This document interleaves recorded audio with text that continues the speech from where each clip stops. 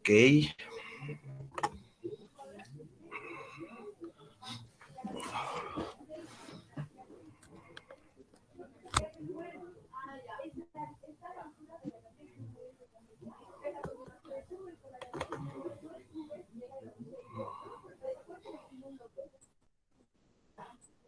Buenas noches a todos quienes nos acompañan en esta transmisión a través de la página de Facebook de la Sociedad.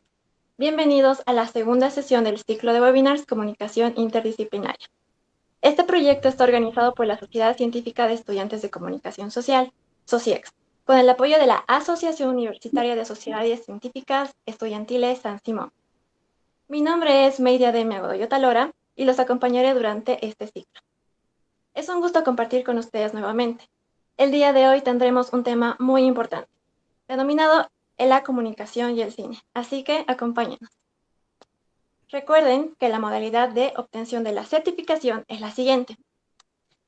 Esta sesión cuenta como la segunda del ciclo de webinars. Restan aún otras 3.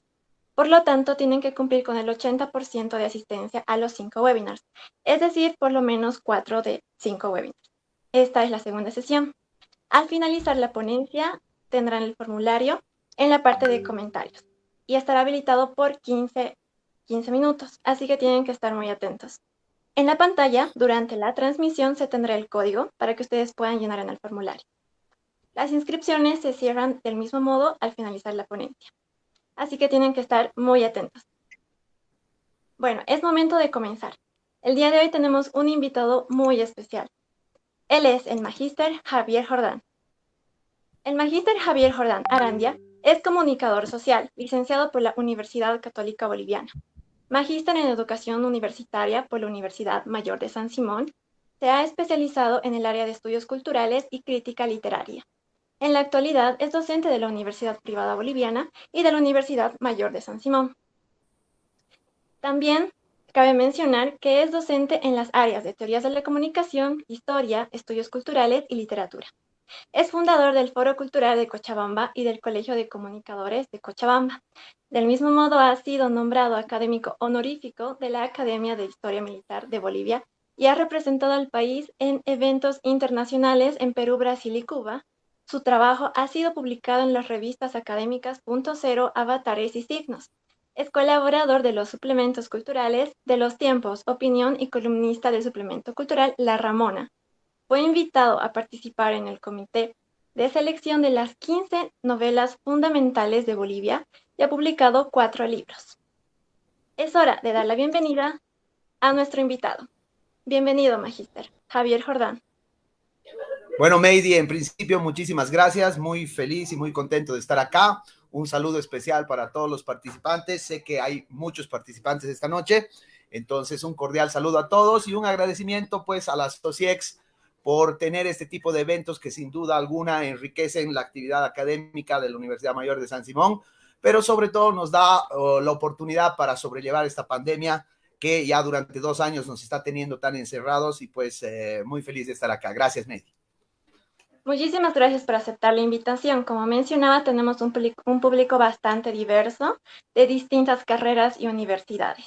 Así que será seguramente una sesión de mucho provecho para todos. Así que, magíster, el espacio es todo suyo.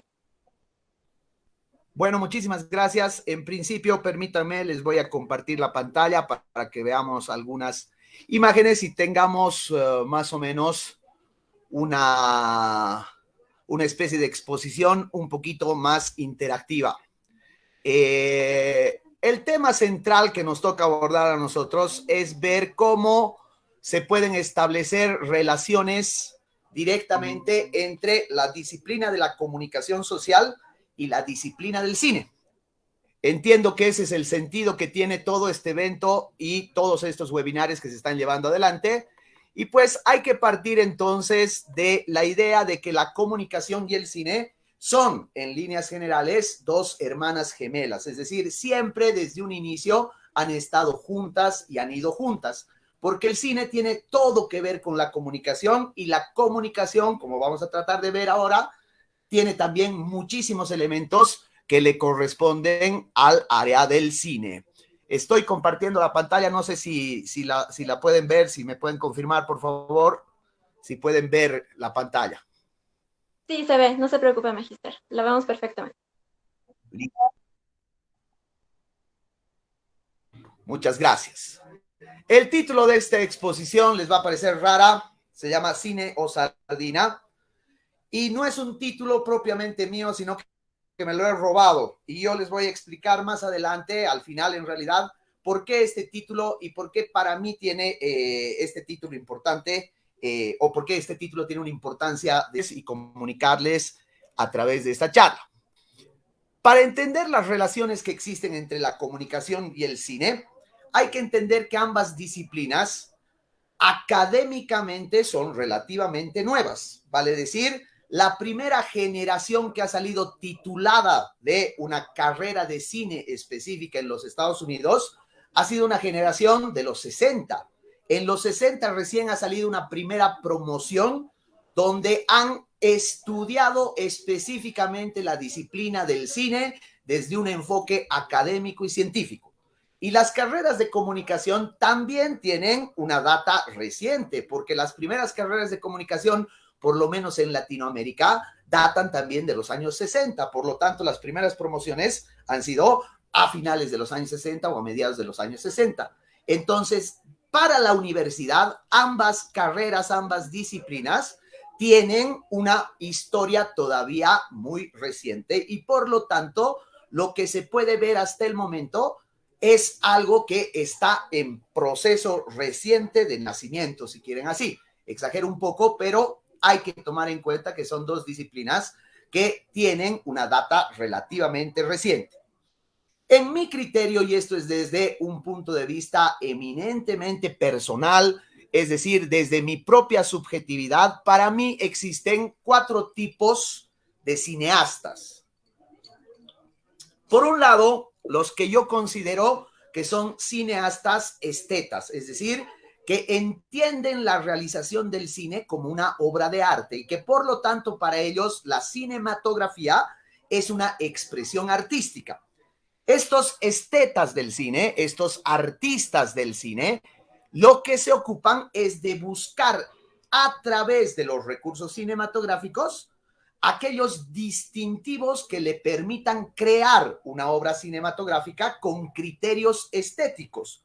Y por eso es que hacen innovaciones, por ejemplo, en la fotografía, innovaciones en la edición, innovaciones hasta en la musicalización y, por supuesto, se caracterizan por tener un cine que es tremendamente profundo y que aborda, como todas las obras de arte, aborda en la condición humana.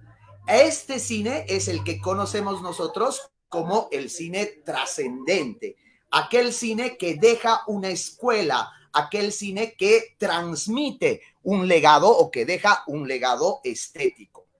Por otro lado, están entre estos grandes estetas, por ejemplo, entre estos grandes artistas del cine, podemos nosotros citar, por ejemplo, a un Ingmar Bergman, o podemos citar a un Stanley Kubrick, o podemos citar a un Luis Buñuel, pero para mí, como está acá en la foto, el más grande de los artistas cinematográficos como tal ha sido sin duda ese poderoso hombre llamado Orson Welles. Para mí, el más trascendente de todos los artistas del cine.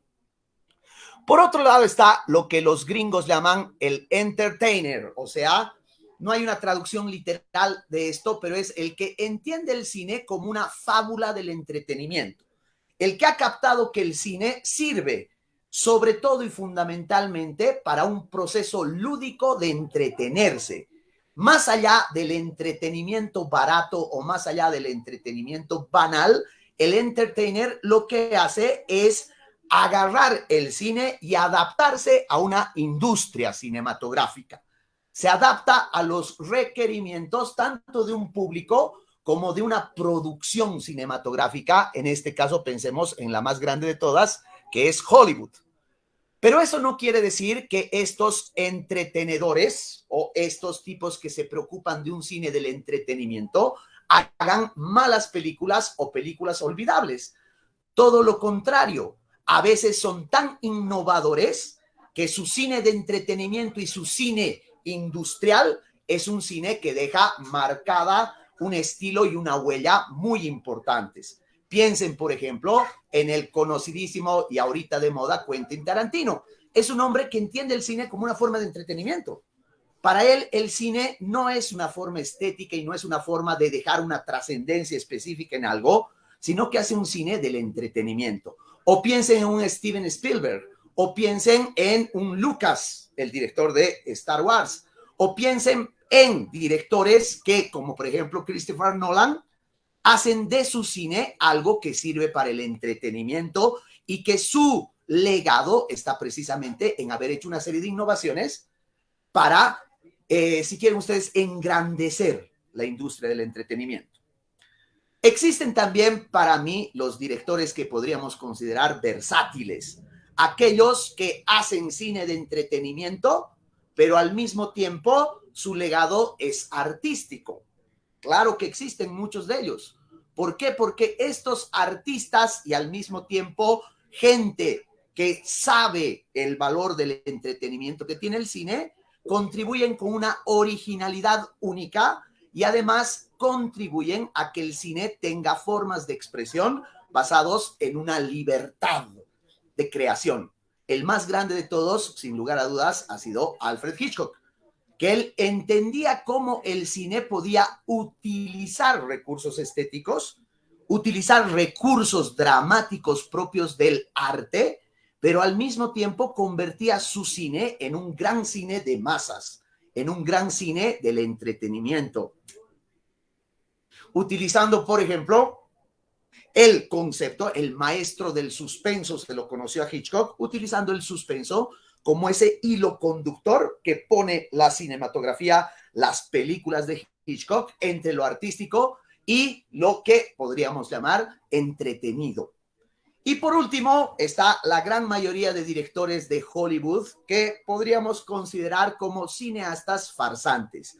Estos cineastas farsantes, o como se diría en buen español, pacus, entienden que el cine simple y llanamente es una forma a través de la cual ellos pueden expresarse y ver si además pueden ganar un poco de platita. No son innovadores, a diferencia de los anteriores tres. No innovan, no se caracterizan por hacer grandes transformaciones, no se caracterizan por investigar sobre el lenguaje cinematográfico, no se caracterizan por propuestas atrevidas, no se caracterizan por hacer cosas distintas, sino lo que hacen es reproducir formatos, reproducir formas de expresión, reproducir incluso fórmulas del discurso y por lo tanto estas películas que, como digo, suelen ser la mayoría de las industrias cinematográficas de todo el mundo, caen en la intrascendencia. Estos cineastas, si quieren ustedes, son los más. Y estos cineastas, de alguna manera, son los que copan el mercado y es el cine que ven las grandes mayorías. Repito, este tipo de cine, lastimosamente, queda como un producto temporal que después de un tiempo pierde vigencia y por lo tanto no deja ningún legado. Pero algo tienen en común todos estos tipos de cineastas. Todos, absolutamente todos, tienen en común que lo que hacen es narrar. Su objeto es la narrativa. Su objeto fundamental es el contar historias. Y por lo tanto, todos, absolutamente todos los cineastas son narradores. Ahora bien, ¿qué es lo que se narra en cine? Lo que se narra en el cine es una historia. Digan lo que digan, yo sé que me puedo encontrar con mucha gente que es muy vanguardista o que tiene ideas demasiado de avanzada y dice, no todo el cine es narrativo, pero para mí todo el cine tiene que contar una historia. Desconfío muchísimo de esos cineastas que se concentran solamente en la parte visual o en la parte formal y que descuidan la historia o que no dicen absolutamente nada. Para mí eso no es cine. Tampoco es literatura algo que no cuenta. Por lo tanto, la historia es el fundamento que hace a toda película y por lo tanto todo director es al mismo tiempo un narrador, un contador de historias, un pajpaku que básicamente tiene que convencerte y llevarte a otro mundo, tiene que meterte a su juego y crearte un universo. La grandeza de una película depende de la historia, pero también depende de la eficacia con la que se cuenta esa historia. O sea que tienes que tener los recursos suficientes como para convencer a un receptor. Aristóteles ya decía, ¿no? La eficiencia y la eficacia de la tragedia está en cómo se la cuenta. Y por lo tanto, no cualquiera puede narrar eficazmente una historia. Un gran cineasta es una persona a la que se le puede decir que ha sido eficaz a la hora de contar. ¿Y dónde radica el secreto de la eficacia? En el manejo de la técnica, en los recursos que son propios del cine, recursos que vienen de la mano tanto desde el punto de crear un guión hasta el punto de concebir la imagen, de concebir el sonido, de concebir el audio. Por lo tanto, ese narrador está directamente relacionado, chicos, perdón, querido público, estoy acostumbrado a las salas, a las aulas de clases. Este narrador es idéntico a lo que puede ser un escritor. Para mí, el principal o la principal relación que tiene el cine con otras artes es con la literatura, porque el cine es contar. Y por lo tanto, un cineasta es al mismo tiempo un escritor. Se parece a un escritor porque un escritor también debe narrar y contar algo a través de una eficacia que se ampara en el desarrollo de una técnica. Y por eso también el cineasta está en relación con el dramaturgo, porque una persona cuando concibe una obra de teatro también tiene que apelar a los mismos recursos, a la historia, a la eficacia y a la técnica. Y ahí es cuando hay una relación directa con la comunicación, porque un periodista también es un narrador. Aunque el periodista cuente la verdad, aunque el periodista no invente una historia, el periodista es siempre un escritor. Y por lo tanto, el periodista es siempre un narrador. Así que el acto cinematográfico es un acto puramente comunicacional. El cine no es una disciplina aparte de la comunicación. Es el resultado directo de un hecho comunicacional. Y como todo comunicador, el cineasta lo que tiene que hacer es poner en común. Comunicar quiere decir poner en común.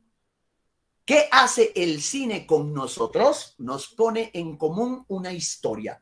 Y esa historia nos llega a nosotros gracias a su eficacia y a su técnica.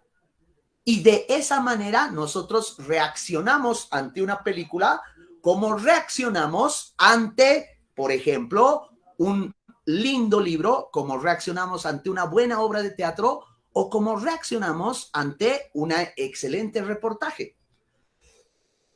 Y ahí está la interacción. Entonces, si hay interacción y si hay poner en común algo, la cinematografía, el cineasta es de hecho un comunicador. Y por eso, queridos, por ejemplo, en mi generación, yo me hubiera muerto por estudiar cine. Hubiera dado todo por estudiar una carrera de cine. A mí desde chico el cine me ha fascinado. Pero en ese tiempo, en los años 80, finales de los años 80, no había una sola carrera de cine en Bolivia. No había un solo instituto de cine en Bolivia. Y lo más cercano que estaba al cine era la comunicación, porque se desprende de ella.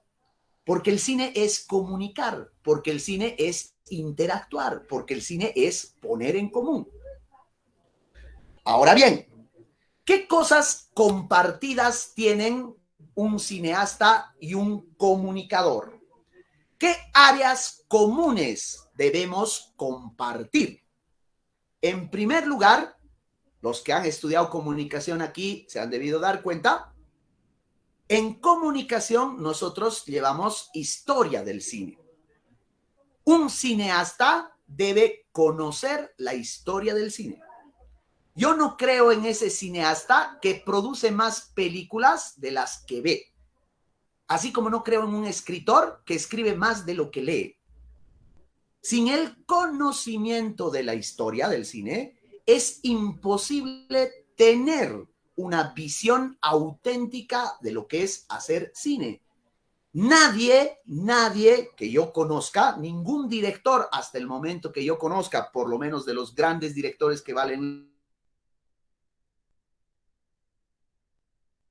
Piensen en el propio Tarantino, que lo citábamos anteriormente. Ese ñato ha visto películas como Descosido. Todo su cine es referencia a otras películas.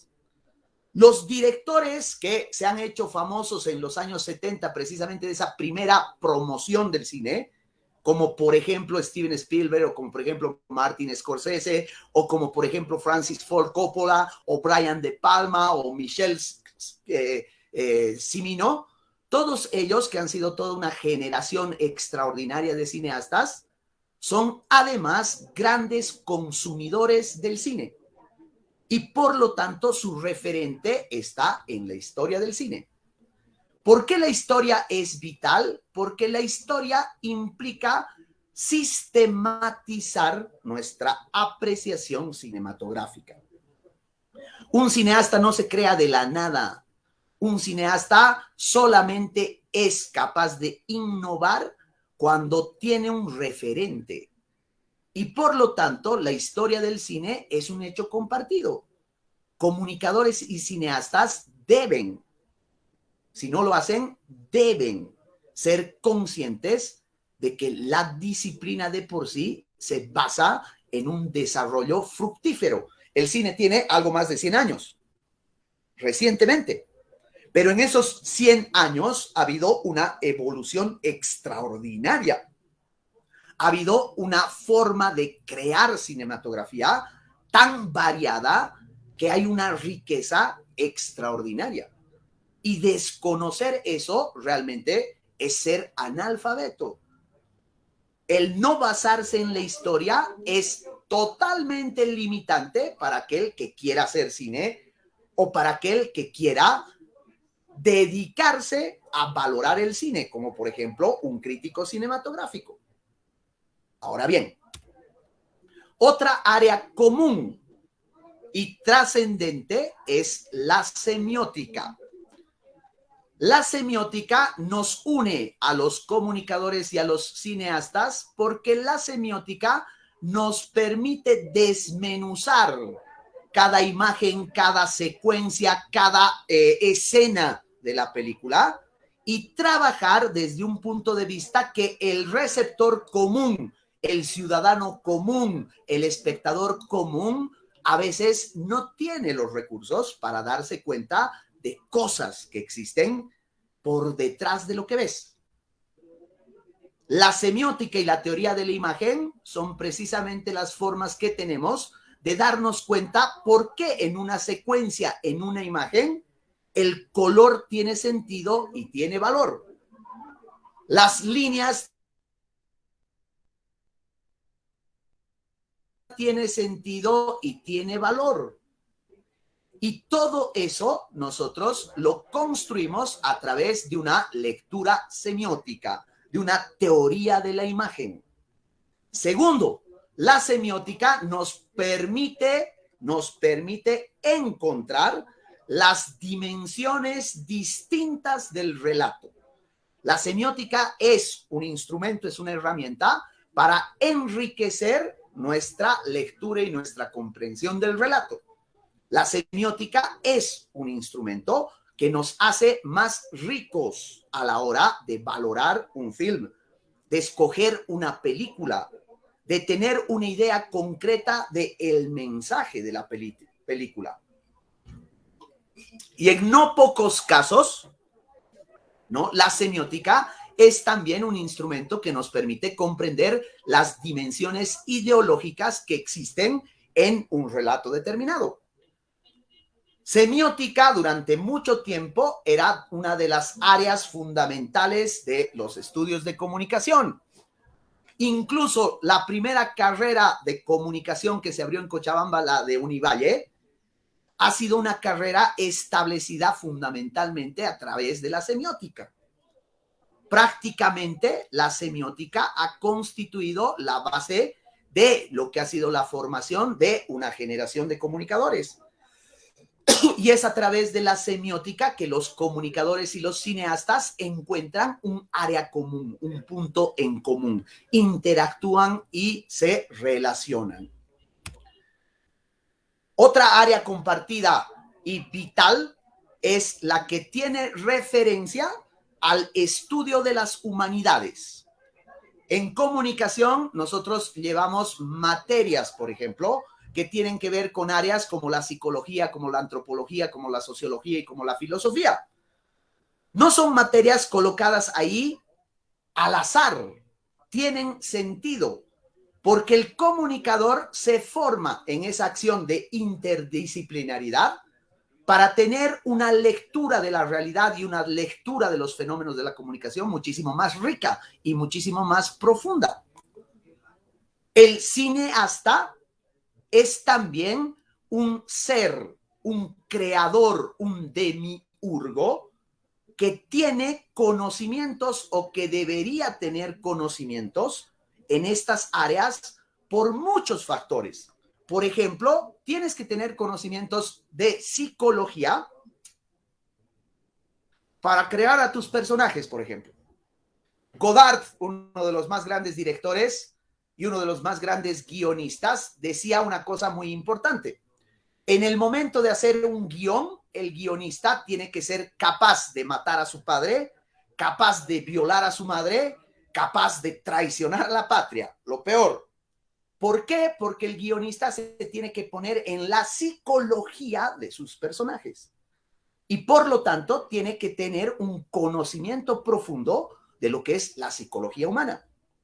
Así tus personajes son creíbles.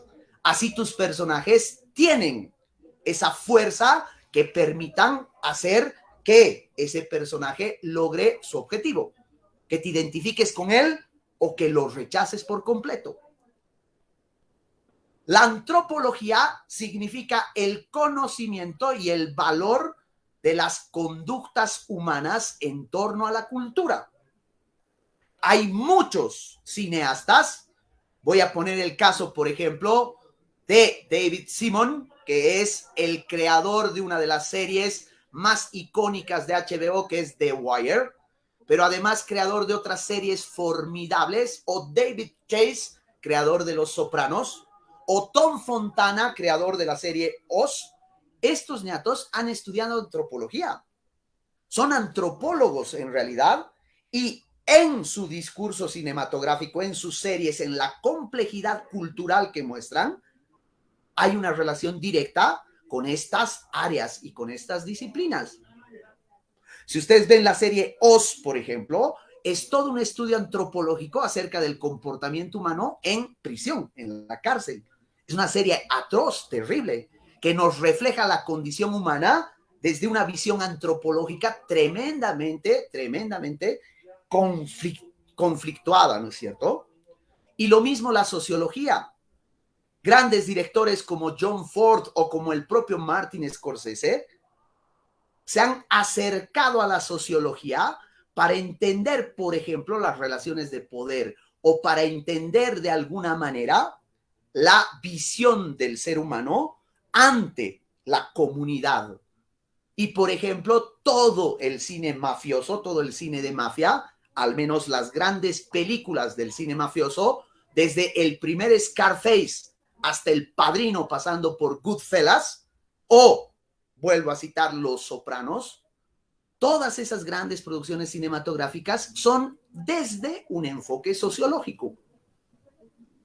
Y, por supuesto, la filosofía entra como una carga discursiva al menos en una cantidad reducida de grandes directores. El fotograma que están viendo ustedes en pantalla ahorita pertenece a una de las más grandes películas de la historia. Se llama El Séptimo Sello, del gran Ingmar Bergman. El Séptimo Sello comienza con esta escena, que es la muerte que se va a llevar a este caballero medieval, pero el caballero medieval le pide a la muerte que le dé tiempo. La muerte se niega a darle tiempo. Y entonces el caballero medieval desafía a la muerte a un juego de ajedrez. Y en lo que dura ese juego de ajedrez, se da todo un proceso de conocimiento interior de la sabiduría del hombre. Y esta es una película absolutamente filosófica. Es una película de entretenimiento, si quieren ustedes, una gran película, pero al mismo tiempo de un discurso filosófico profundo. Así que el cineasta no está y no debe estar al margen, así como el comunicador no está al margen de estas humanidades, ¿no? De estas expresiones de las disciplinas humanas. Otra área común es la crítica del cine. Todo cineasta al mismo tiempo debe ser un crítico. Un crítico en primer lugar de su propio cine, pero un tipo que tenga elementos críticos que le permitan valorar una obra de arte, en este caso una película, en este caso el área cinematográfica. Piensen en la Nouvelle Vague francesa, es decir, la nueva ola francesa. Directores como Godard o François Truffaut, ellos antes de ser cineastas han sido críticos de cine. Y de hecho, su actividad como críticos de cine los ha llevado después a ser creadores cinematográficos. El comunicador se especializa. El periodista se especializa, por ejemplo, el periodista cultural, en hacer crítica de cine. Solo países como el nuestro, y perdón si digo esto, pero es la verdad, solo en países como el nuestro, el crítico está desprestigiado. Porque los artistas y los cineastas en nuestro país son bien especiales, ¿no es cierto? Le haces una crítica y le dices esto está mal en tu película, entonces pegan el grito al cielo, se rayan y dicen, envidioso, ¿no? No tomas en cuenta el sacrificio que hemos hecho y se enojan. Pero en todas partes del mundo, la crítica cinematográfica es fundamental para ayudar a construir un mejor cine. ¿Qué es hacer una crítica cinematográfica? Es introducirse en otra narrativa que es la crónica. Es poder narrar, pero al mismo tiempo que narras algo, estás desmenuzando las cosas, estás entendiendo las distintas partes, estás valorando los distintos elementos que componen una película y por lo tanto estás descubriendo. El crítico nos ayuda a descubrir aquello que para el receptor normal, común y corriente le pasa desapercibido. El crítico es como una guía que nos permite visualizar mejor. El crítico no es el que dice está bien o está mal. El crítico es el que te permite realmente descubrir aquello que parece oculto, aquello que no es evidente. Y ahí lo que haces es comprender mejor, tener un entendimiento más grande de lo que es una película y del valor que puede tener esa película. Por eso, por lo menos en mis épocas, había materias especializadas en el desarrollo de crítica cultural y la crítica cinematográfica tenía una importancia decisiva, así como estoy segurísimo y me consta que hay carreras de cine que introducen materias y varias que tienen que ver con la crítica cinematográfica. Repito, no hay cine y no puede haber expresión artística sin crítica. Van de la mano. Y como ven ustedes, la crítica es una labor de comunicación, así como es la semiótica, así como lo es también las humanidades como tal, y como lo es la historia. Ahora, un apartado que le he puesto un título especial. Dice, hablar con cine. ¿Qué significa hablar con el cine o hablar con cine? Significa también que el cine nos ayuda a comunicarnos mejor. Yo voy a dar este ejemplo, perdón si estoy utilizando ejemplos muy personales, pero es el ejemplo que tengo a mano. Gracias a que yo he visto varias películas, gracias a que siempre he tenido una cultura cinematográfica, gracias a mi pasión y amor por el cine, mis habilidades comunicativas, como por ejemplo para dar clases, han enriquecidose muchísimo más. El lenguaje cinematográfico se ha apoderado de mis facultades comunicativas. Y por tanto, cuando hablo, me he dado cuenta, recurro a elementos que son propios del cine. Entonces, en determinado momento, cuando uno habla, conversa, cuando uno está dando una charla, cuando uno está en una conversación ante la gente, o cuando uno siempre, sencilla y llanamente está en un diálogo, recurre a elementos cinematográficos, por ejemplo, la elipsis. El hecho de cambiar de tiempo y de espacio, pero bajo un hilo conductor que te permita tener coherencia.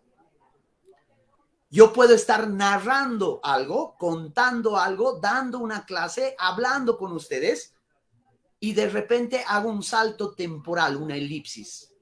Pero ese salto temporal que lo hago tiene una linealidad que me permite entender todo sin que ustedes pierdan el hilo de lo que estoy diciendo. Esa es una habilidad. Y esa habilidad la he desarrollado, si quieren ustedes, gracias al cine. Por otro lado, el cine, particularmente un determinado tipo de cine, el cine de suspenso, también provoca que tú puedas ser mucho más ágil en tu conversación, en tu charla, en un seminario, en un taller como este o en un conversatorio como este, que puedas mantener la atención de la gente, dándoles datos que te permitan estar en suspenso. Como por ejemplo, yo creo que hay algunos de ustedes que están esperando el momento en que yo hable y diga, ¿por qué carajos esta charla se llama cine o sardina? Entonces, ven, he utilizado un recurso que permite mantener el suspenso y ese recurso se lo debo al cine. Y por otro lado, que es sumamente importante, hablar con cine significa también tener una manera de relatar las cosas, de decir las cosas y que tú las puedas visualizar, que tú las puedas imaginar. El cine es imagen, la literatura es imagen, aunque no parezca. Pero una frase muy hermosa, pongan, por ejemplo, el comienzo de 100 años de soledad. Muchos años después, frente al pelotón de fusilamiento, el coronel Aureliano Buendía habría de recordar aquella tarde en que su padre lo llevó a conocer el hielo. García Márquez jamás hubiera escrito esa frase magistral si es que García Márquez no hubiera visto cine. Porque lo que hace García Márquez es utilizar la técnica de la literatura para construir imágenes, para construir una visualidad. Y por lo tanto, el comunicador va a tomar del cine estos recursos que permitan que la comunicación sea más eficiente, que una comunicación sea más atractiva, que una comunicación sea más efectiva. Así, el cine y la comunicación se alimentan mutuamente, se vuelven interdependientes. uno se nutre del otro y viceversa. Y aquí va el punto, con esto cierro. También el cine implica hablar de cine. No hay nada más exquisito, y los que son amantes del cine no me van a dejar mentir, no hay nada más exquisito que hablar de cine. No hay conversación más rica que dos personas o más puedan intercambiar un diálogo a partir del cine. Que podamos utilizar el cine no solo como el hilo conductor y el referente común entre dos amigos, entre dos profesionales, entre dos amantes, sino que el cine sea el vehículo central de una conversación o de una charla. Una charla que termina por volverse absolutamente exquisita, placentera. El hablar del cine es un arte, porque nos emocionamos, porque recordamos, porque revivimos, porque reimaginamos y por lo tanto establecemos ese vehículo común. El gran filósofo alemán Arthur Schopenhauer decía que el ser humano es preso de su cuerpo. Y al ser dependiente de las necesidades de su cuerpo, el ser humano nunca es libre, pero una manera que tiene de liberarse es a través de la contemplación estética. Y por lo tanto, una persona que aprecia el arte es una persona que las cosas se le pueden ir, la realidad se le puede escapar y puede entrar en un momento de catarsis extraordinaria con solo hablar y contemplar el arte. Eso es lo que hace el cine en nosotros. Nos permite contemplar y por lo tanto nos permite intercambiar y por lo tanto comunicar esa apreciación extraordinaria ante una obra de arte. ¿Qué hace la persona que habla de cine? Se deleita. Es un deleite, es un placer, porque el cine sobre todo es esa forma deliciosa, por eso deleite, es esa forma deliciosa de entender algo que está ahí, que lo has pensado o que lo has vivido y que lo vuelves a encontrar en una gran escena, en un gran final, en una estupenda película. Y eso nos causa placer. Hablar sobre eso, comunicar sobre eso, es un placer. No es por nada, pero en este momento estar compartiendo con ustedes, hablar de estas cosas, comunicarles estas cosas, para mí es un acto absolutamente deleitoso, ¿no? Es un acto absolutamente placentero. Y por eso yo voy a tomar prestado, o prestada más bien, esta frase o este hermoso título que lo construye Guillermo Cabrera Infante en un libro magistral que se llama Cine o Sardina. Cabrera Infante, uno de los críticos más sagaces, uno de los críticos de cine más extraordinarios, un escritor pero infinitamente grandioso y al mismo tiempo un cinéfilo incontrolable, es quien me ha brindado a mí, por ejemplo, las más bellas críticas cinematográficas que yo he leído. De hecho, a él le debo haber podido apreciar el fotograma que ustedes están viendo en pantalla de esta que es una de las películas para mí más bellas de la historia, que se llama In a Lonely Place, en un lugar solitario. Dice Cabrera Infante, el acto de mirar, el acto de conversar, el acto de criticar o el acto de apreciar el cine es el acto más intenso que tiene el ser humano, comparable solo con el placer que da la comida o el placer que da el sexo o el placer que dan las drogas. el placer del cine es un constructo, es una construcción que nosotros tenemos porque el cine habla por nosotros. El cine es nuestro, si quieren, nuestro discurso, y todo aquello que tal vez no lo hemos pensado, lo encontramos en una película y esa película habla por nosotros, habla por mí. Y por eso dice Cabrera Infante, ¿no? A mí el cine desde muy niño ha sido una de las cosas que más me ha fascinado. Mi mamá, decía Cabrera Infante, mi mamá, cuando éramos niños, venía todos los fines de semana después de su trabajo y nos daba a elegir.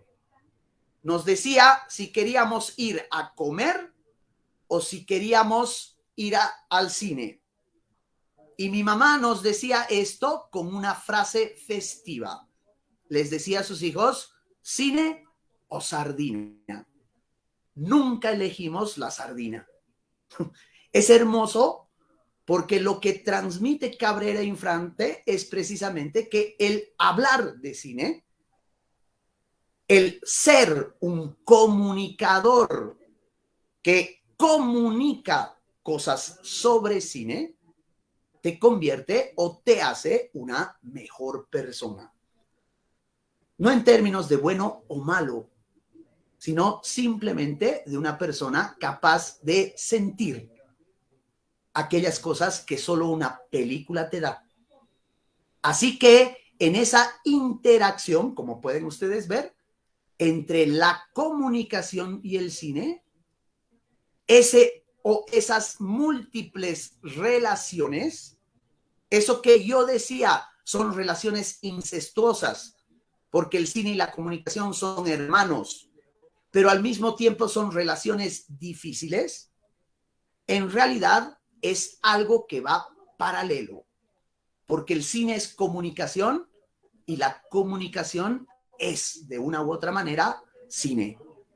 Así que yo, como Cabrera Infante, siempre, entre el cine o la sardina, voy a elegir el cine. Eso es lo que quería compartir con ustedes. Gracias por su atención, espero no haberlos aburrido y pues damos paso a que se formulen las preguntas. Adelante, Meidi. Muchas gracias, Magíster. Realmente nos ha dejado en claro la relación que hay entre la comunicación y el cine, y precisamente es el objetivo de este ciclo de webinars, visibilizar esta interdisciplinariedad de la comunicación con diversas disciplinas sociales y en este caso el cine, un ámbito que realmente apasiona a muchas personas y seguramente ha sido del agrado de muchos de ustedes. Agradecer por los comentarios que están dejando, vemos que hay una gran audiencia, así que esperamos que hayan disfrutado de toda esta explicación. También recordarles que el código ha aparecido en pantallas durante toda la transmisión, así que el formulario a partir de ahora está habilitado. En la parte de comentarios podrán ver el formulario, así que los que han estado atentos llenen por favor, y si no, repito el código. El código es el siguiente, HA23, así que pueden llenar ya el formulario para corroborar su asistencia. Ahora sí pasamos al sector de preguntas. Vimos que varios de ustedes han dejado algunas dudas, así que vamos a comenzar. La primera pregunta. La comunicación es intrínseco al ser humano. Entonces, ¿el cine es una herramienta o un medio más para la comunicación o comunicarnos en sociedad? Perdón, nuevamente, por favor, si podrías leer, no he entendido bien la primera parte. Perfecto. La comunicación es intrínseco al ser humano. Entonces, ¿el cine es una herramienta o un medio más para comunicar o comunicarnos en sociedad? Claro, el cine, al igual que la comunicación, es intrínseco al ser humano. Y al que ha hecho la pregunta, le hago esta reflexión, le comento lo siguiente. Desde que el hombre ha aprendido a dibujar, su intencionalidad fundamental ha sido reflejar la imagen en movimiento. Si ustedes ven los dibujos de las cuevas de Altamira o de cualquier otro arte rupestre, se van a dar cuenta que esas personas, esos cavernícolas rudimentarios, lo que hacían era tratar de reflejar el movimiento. El movimiento ha sido clave en la búsqueda estética de todas las civilizaciones. El movimiento ha estado siempre presente en la historia de la humanidad, a tal punto que en el Renacimiento hubo toda una logia, una secta secreta, llamado los continuistas, que se empeñaban en buscar una máquina que esté en constante movimiento. De esta época del Renacimiento data la invención teórica de la fotografía. Da Vinci ya concibió un cuarto oscuro que dejaba pasar un punto de luz y ese punto de luz se reflejaba en una imagen inversa y de esa manera la fotografía ya había nacido en el Renacimiento. Lo único que hacía falta era la técnica. Y cuando llega el cine, se cumple el más amplio y el más caro deseo humano: captar la realidad en movimiento. Así, el cine, si quieren ustedes, hace realidad lo que el hombre ambicionaba desde que existe el ser humano, desde que existe la cultura, desde que existe la civilización. Así que tanto la comunicación como el cine son innatos al ser humano, aunque el cine haya tenido que esperar muchos siglos para ver hecha realidad en la técnica ese potencial. Pero la comunicación humana ha estado buscando la imagen en movimiento desde siempre. Y por tanto, el cine también es un instrumento del reflejo de la realidad y de la sociedad. Perfecto, gracias. Vamos a continuar con la siguiente pregunta. Madeleine Villarroel Rojas dice: licenciado, ¿cree que antes era mejor el cine en la época antigua a lo que es ahora en nuestros tiempos del 2021? Ok, no sé cuál será la época antigua. A ver, yo creo que es una cuestión de percepción. Como les decía al principio, el cine evoluciona. En mi criterio y desde una perspectiva muy personal, creo que hay dos momentos, si hablamos del cine de Hollywood, hay dos momentos que son absolutamente insuperables. Primero, la década de los 40 con el ascenso del cine noir, del cine negro, que ha inspirado después una serie de transformaciones, y después la época de los años 70, cuando salen precisamente directores como Scorsese que revolucionan por completo el cine. Ahora, decir que ese cine es mejor al de ahora, creo que es una percepción absolutamente personal. Yo he visto grandes películas hoy, pero también hay que darse cuenta que hay demasiado cine y que por tanto ya no tienes muchos criterios para poder valorar porque no te alcanza para ver todo. Entonces, antes era mucho más fácil porque la producción era relativamente limitada. Pero sí, si me preguntas a mí, yo prefiero volver a ver un gran clásico a ver películas que en este momento se producen y que no responden a lo que yo busco en el cine, que es una buena historia, fundamentalmente. Entonces, desde mi punto de vista, creo que sí, el cine clásico es mucho más poderoso que el cine contemporáneo. Está bien, gracias, licenciado. Siguiente pregunta. Tony H. dice: ¿qué opinión tiene acerca del pastiche en el mundo del cine? Del pastiche, ¿a qué se refiere con eso? Habría que decir, o sea, si te entiendo bien, te estás refiriendo a el hecho de que básicamente dentro del mundo del cine existen demasiados clichés que se van repitiendo constantemente. Y eso, creo que todos estamos de acuerdo, responde a la gran cantidad de cine comercial que existe en nuestros días. Es decir, todo el cine que es el cine exitoso, el cine de grandes producciones, el cine hipercomercial, es un gran pastiche, ¿no? Es un gran cliché, porque repiten fórmulas exitosas hasta el cansancio. Entonces tú vas a ver una maldita película de superhéroes y sabes lo que va a pasar y sabes cómo se va a desarrollar y sabes a dónde va a llegar. Y por lo tanto es lo que decían Adorno y Horkheimer en su época, ¿no? Una repetición de una fórmula, un pastiche constante, ¿no es cierto? Y eso, claro, por supuesto, de alguna manera limita el cine y lo hace más aburrido. Espero que esa era la respuesta que estabas esperando, hermano. Perfecto. Ahora tenemos a Alan Rojas. Él pregunta, ¿bajo qué criterios se podría criticar al cine? ¿Con qué enfoques comunicacionales? Hay muchísimas, ¿no? Porque la crítica cultural es una crítica que básicamente se ha basado en distintas escuelas del pensamiento. Entonces, puede existir la crítica, por ejemplo, marxista. Hoy está muy de moda la crítica feminista. Existe la crítica constructivista, tanto para el cine como para otras expresiones artísticas. Existe la lectura estructuralista, semiótica como tal. Pero yo soy del criterio de que hay que hacer como en literatura y como lo hacía el gran escritor Vladimir Nabokov. Él decía, para mí, hacer la crítica de una obra literaria no requiero de un discurso o de una ideología, ni requiero de una escuela del pensamiento. Yo creo que la crítica literaria está en gozar y disfrutar de los detalles. Y de esa manera, una crítica se hace más rica.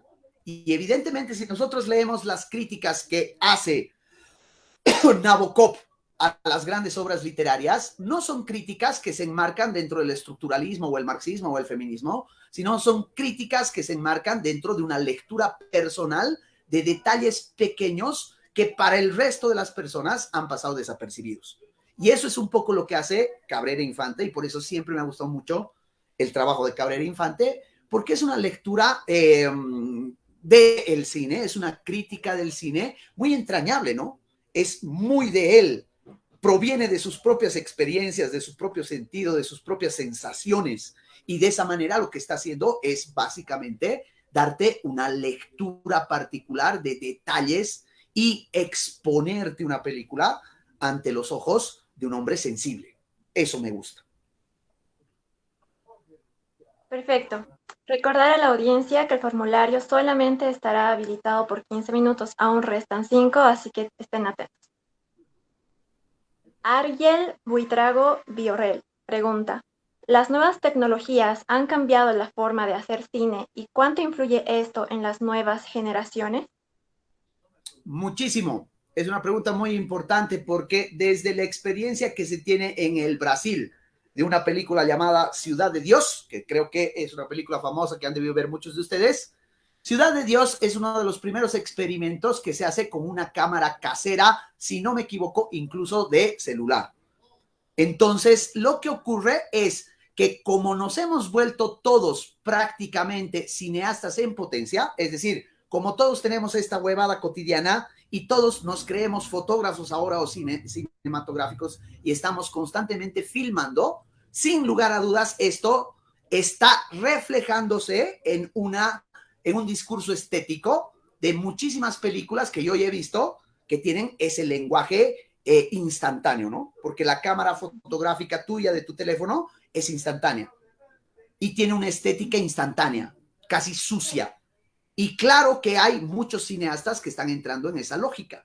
Y por supuesto que esas nuevas tecnologías van a ayudar a otro tipo de relato, tal vez un relato mucho más periodístico que cinematográfico.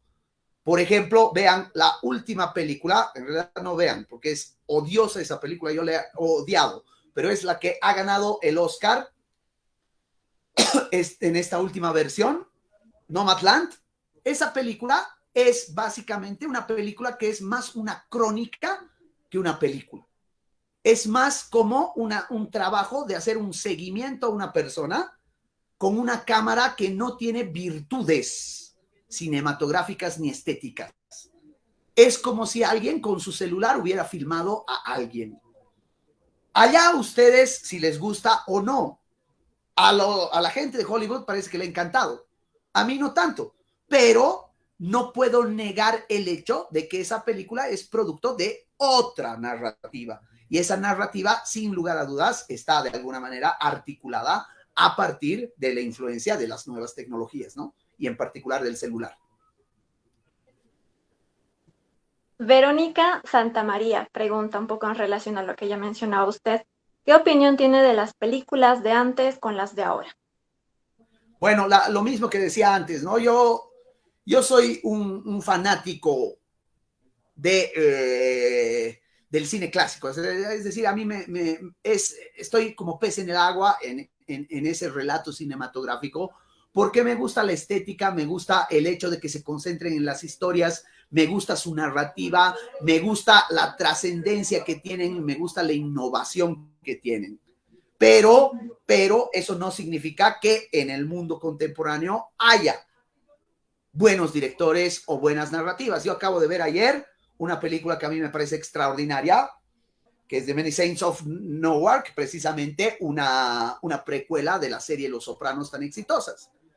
Pero también hay que tomar en cuenta que el cine y el relato cinematográfico no son solamente películas, sino que ahora el relato cinematográfico se ha trasladado, por ejemplo, a las redes sociales o, por ejemplo, más claramente, a las series de televisión.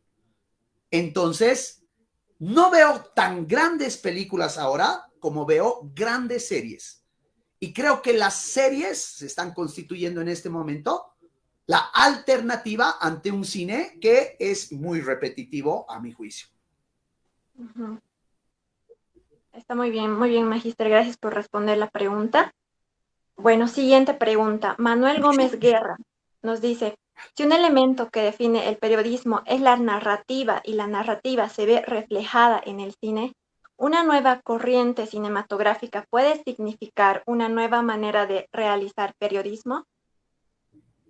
Claro, sí, qué interesante tu pregunta, muy buena tu pregunta, porque al ver esta interacción que hay entre el cine, la comunicación, el periodismo, por ejemplo, ya les ponía el caso de la nueva ola francesa, estos neatos han sido periodistas antes que cineastas y por tanto con su práctica periodística han influenciado al cine. Y así puede pasar, o ha pasado también lo contrario, que el cine puede influenciar a una nueva narrativa, en este caso periodística. Entonces, el discurso cinematográfico, ojo, que no necesariamente es de ficción, ¿no es cierto? El cine también es el documental. Y el documental es una forma extraordinaria de periodismo. Y por tanto es una narrativa periodística como tal. Porque hay investigación, cumple con todos los requerimientos para hacer un trabajo periodístico. Entonces, claro que sí, hay una intensa relación entre periodismo y cine. Bueno, Alan Rojas pregunta, ¿cree que Peaky Blinders hace tributo al cine de gángsters? Peaky Blinders, claro, me había olvidado mencionar esa serie magistral. Es una serie como todas las series de gángsters, empezando por Sopranos, pasando por Breaking Bad y terminando acá en Peaky Blinders.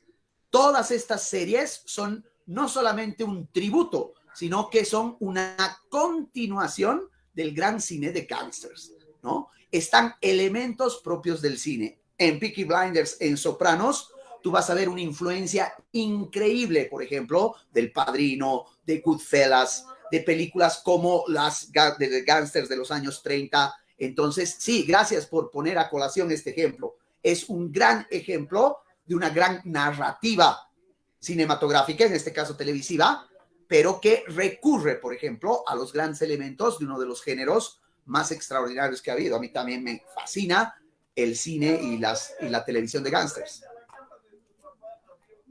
Bastante interesante. Jorge Luis Pinel nos dice, ¿cree que la inclusión forzosa en el cine para ser políticamente correcto está perjudicando al cine? Está perjudicando a la humanidad entera. Odio lo políticamente correcto. Es una forma de empobrecer el lenguaje, es una forma de empobrecer el arte, es una forma de empobrecer la ideología, es una forma de empobrecer las relaciones humanas y es una forma de empobrecer básicamente la capacidad racional de las gentes. Es decir, lo políticamente correcto que ahora se está imponiendo en el cine es totalmente limitante del discurso y de la libertad de expresión. Y a título de decir hay que ser buenitos y complacientes, entonces se está destruyendo no solamente el cine que se va a hacer, sino que también se está censurando el otro cine. Y yo soy un enemigo acérrimo de toda forma de censura, porque toda forma de censura es un acto de estupidez fascista. Y así que todas las imposiciones de lo políticamente correcto para mí son absolutamente deleznables.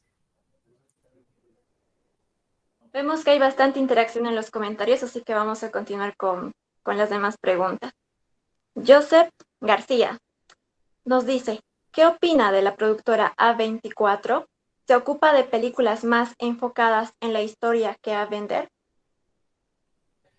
Me has agarrado en curva porque no sé qué serán esas productoras en realidad.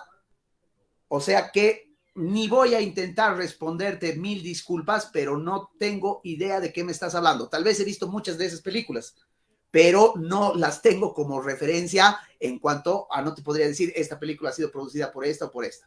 Si no me equivoco, una de las productoras que has mencionado, creo, y perdón si estoy equivocado, se especializa en relatos de terror, no estoy seguro. Si es así, he visto algunas de esas películas y no se podría generalizar. Algunas de esas me han parecido buenas y otras no. Pero no me atrevo a responder más porque tal vez meta la pata como un ignorante y no quiero quedar como un ignorante.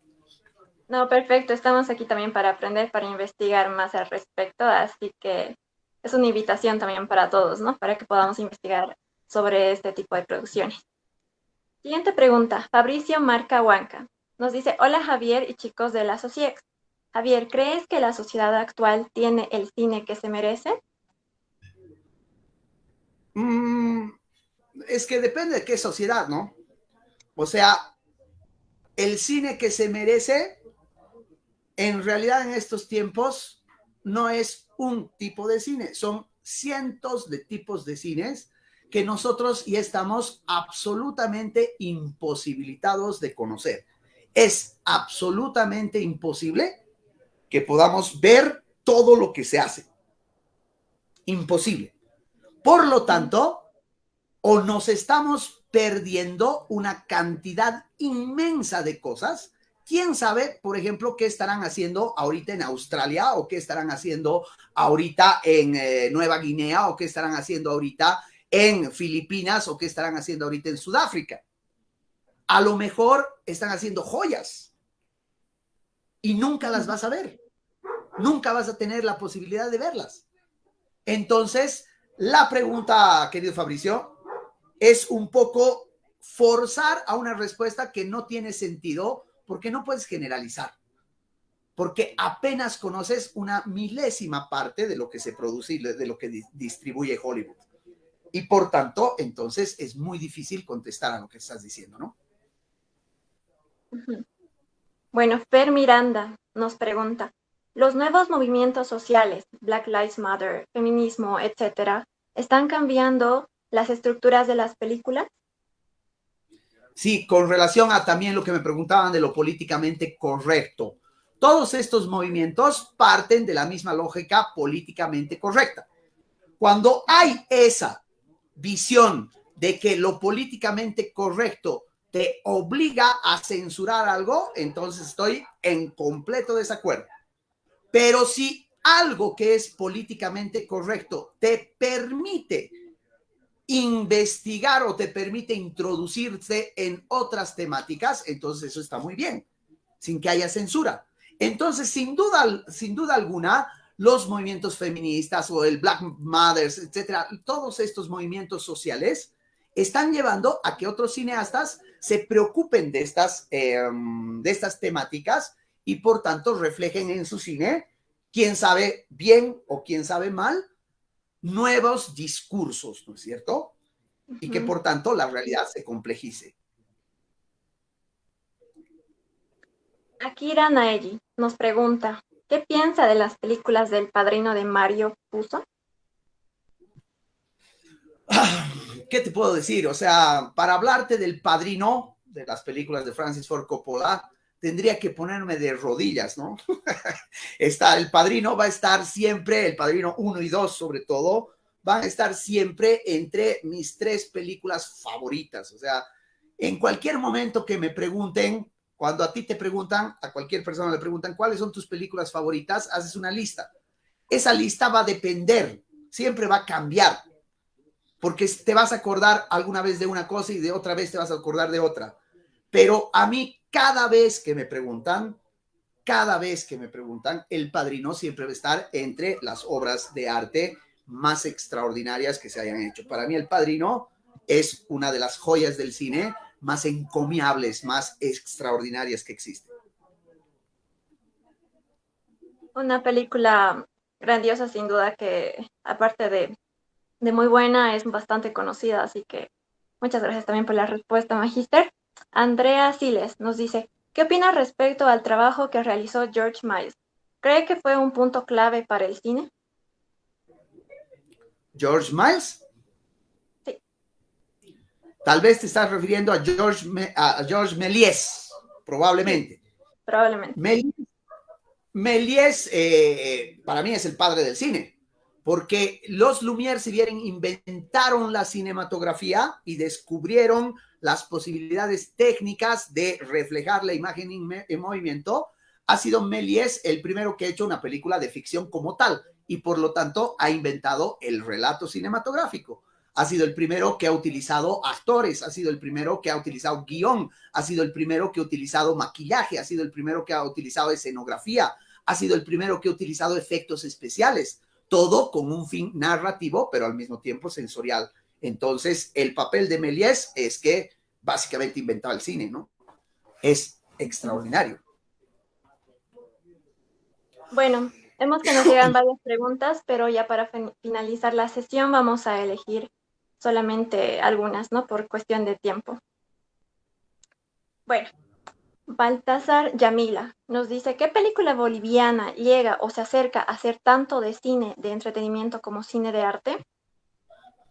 Muy buena pregunta, porque creo que el cine nacional, por ejemplo, la obra de Sanginés, a quien yo respeto y valoro extraordinariamente, aunque no sea un fanático de todas sus películas, es un cine más documental y es un cine más político, pero no es un cine del entretenimiento como tal. Y creo que por su trabajo fotográfico, por haberse salido de las convenciones normales del cine tradicional boliviano y por el hecho de utilizar un lenguaje mucho más, podríamos decirlo, hollywoodense, un hito del cine de entretenimiento en Bolivia es Jonás y la ballena rosada. Y esta película, creo que además, fuera de esas virtudes, aunque tiene defectos, sobre todo en el guión, es una película que ha abierto los ojos a hacer otro tipo de cine en Bolivia. Ahora, si me preguntas cuál es la mejor película de la historia de Bolivia, para mí, creo que hasta el momento no se ha superado Cuestión de Fe. Creo que Cuestión de Fe es la película más bella que se ha hecho en Bolivia y es al mismo tiempo un gran ejemplo de una película de entretenimiento, pero con un criterio artístico de primer nivel. Entonces, esa te podría poner como ejemplo de gran obra que mezcla el entretenimiento con el arte. Vamos a la última pregunta de esta noche. José Luis Cruz Mendoza pregunta, buenas noches. Tengo una pregunta. ¿Por qué cree que las personas que se dedican al cine en Bolivia no tienen los mismos beneficios que los actores de Hollywood en el ámbito económico y social? ¿Tiene que ver mucho lo político? Tiene que ver mucho lo económico, ¿no? O sea, en Bolivia se produce cine realmente por la buena voluntad de los cineastas. Entonces, los cineastas tienen que financiarse sus películas y en Bolivia no existe no existe un sistema establecido de producción cinematográfica como existen en otros países. Y por lo tanto, no hay productores de cine y por lo tanto no hay inversionistas del cine. Ahora, el Estado tampoco hace absolutamente nada por el cine.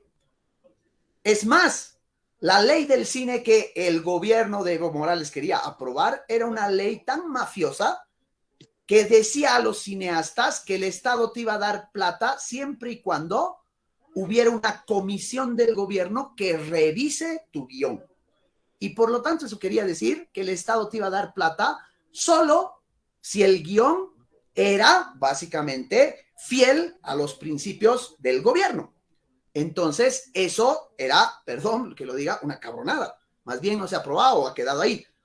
Pero el problema no es solamente el Estado, no podemos caer nosotros en el error del cineasta o del artista boliviano que siempre se está quejando y dice, oh, el Estado no me da nada, pobre de mí. Pero sí también hay que reconocer que en Bolivia la cultura en general no le interesa a la gente y por lo tanto no hay inversores en cine. Entonces, un artista del cine, ya sea actor o camarógrafo, iluminador o lo que tú quieras, siempre va a estar en desventaja y nunca va a poder alcanzar un nivel que le permita una subsistencia a través del cine, si es que no se dedica a otras cosas, como por ejemplo la publicidad, ¿no? Uh-huh. Está bien, perfecto. Muchas gracias, Magíster, por habernos acompañado el día de hoy. Hemos visto que hubo bastante interacción, muchos comentarios, bastantes preguntas. Hemos respondido todas las que estuvieron al alcance por cuestión de tiempo. Sin embargo, agradecer la participación de un público tan grande, tan diverso. Tenemos profesionales, incluso docentes y estudiantes de distintas universidades que sin duda alguna se han interesado en este apasionante tema de la comunicación y el cine. Y más aún con un invitado tan especial como el magíster Javier Jordán. Así que muchísimas gracias por haber compartido todo su conocimiento, también su pasión por el cine, que seguramente será de mucha utilidad para toda la audiencia. Así que muchísimas gracias por habernos acompañado el día de hoy. Todo lo contrario, Mady, muchísimas gracias a ti, a todos ustedes y a todos los asistentes. Espero de verdad que haya sido enriquecedor para ustedes y hasta la próxima. Pues muchísimas gracias. Muchas gracias, magíster, nuevamente. Saludos.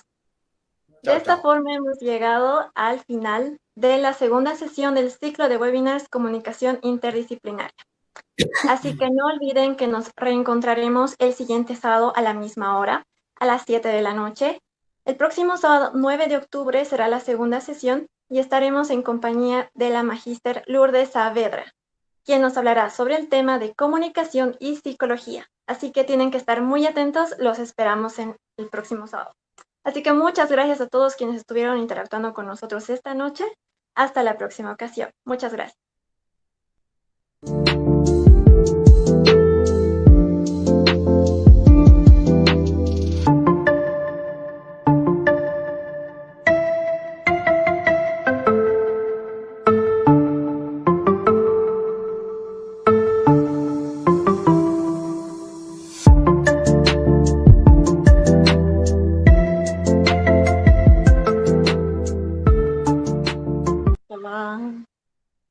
Pon el fondo, bro.